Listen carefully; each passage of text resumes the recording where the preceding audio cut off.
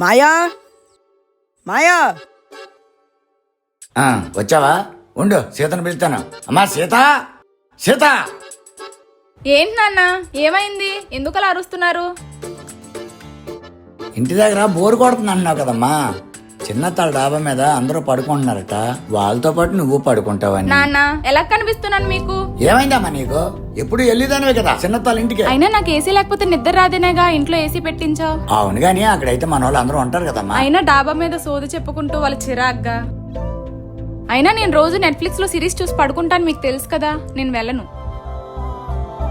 పల్లెటూరు మంద. అయ్యయ్యో, అదేంటమ్మా అలా మాట్లాడుతున్నా? మాయా 3 నెలల సిరీస్లో సీజన్లో మారిపోతాయి, మనుషులు మారరా. రోయ్ ఎక్కడరా? ఆగరా. ఏంటి మాయా?